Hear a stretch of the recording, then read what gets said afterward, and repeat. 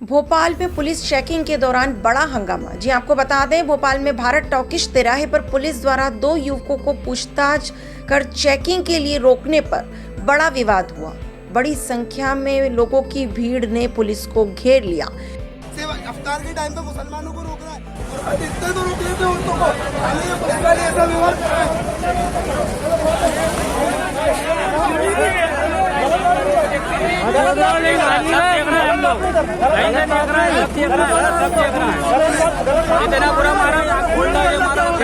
चौराहा है, इस पे एक आदमी को एक लड़के को बहुत बुरी तरीके से मारा गया है, लाते घूसे से मार रहे हैं। मारने का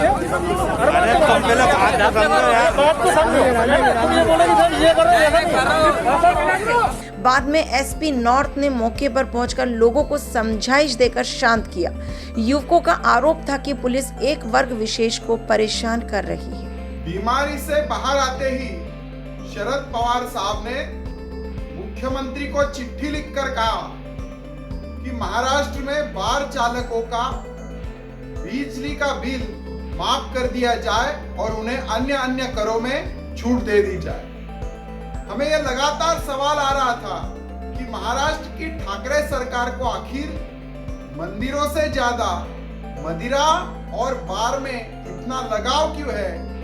उसका उत्तर आज मिला, क्योंकि सरकार का निर्माण करने वाले पवार साहब को ही बार से ज्यादा प्यार है।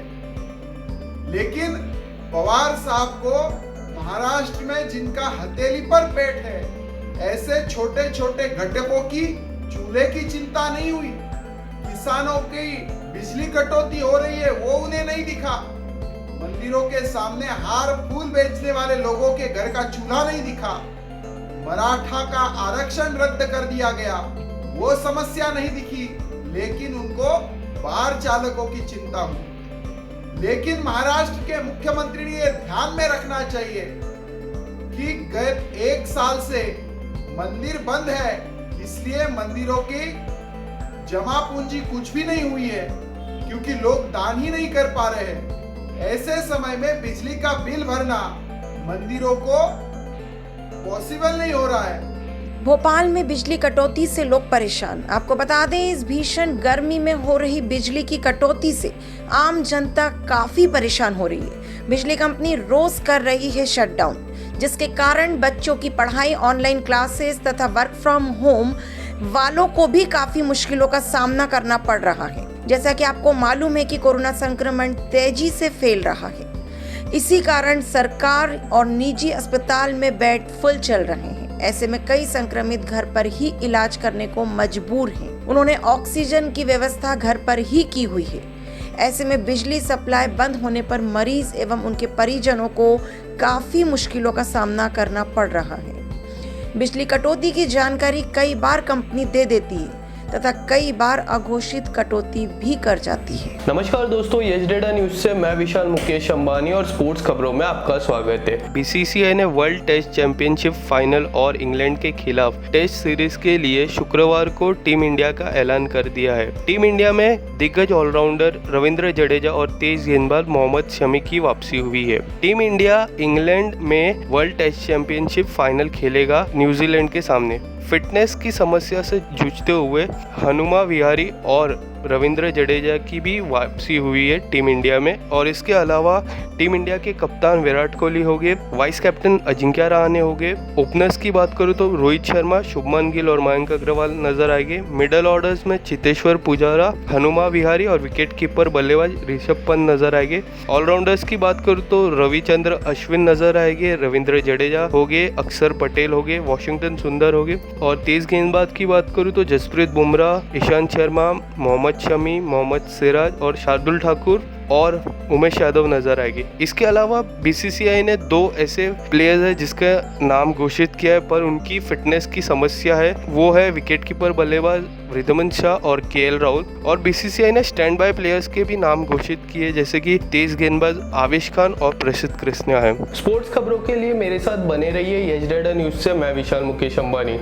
आयुष्मान योजना लागू करने में बीजेपी सरकार ने 14 महीने लगाए। पूर्व मुख्यमंत्री कमलनाथ ने कहा कि उनकी सरकार ने कोरोना के संक्रमण को देखते हुए मार्च 2020 में निर्णय लिया था कि सभी संक्रमित मरीज चाहे आयुष्मान योजना धारक हो या ना हो, इलाज आयुष्मान योजना के तहत ही होगा।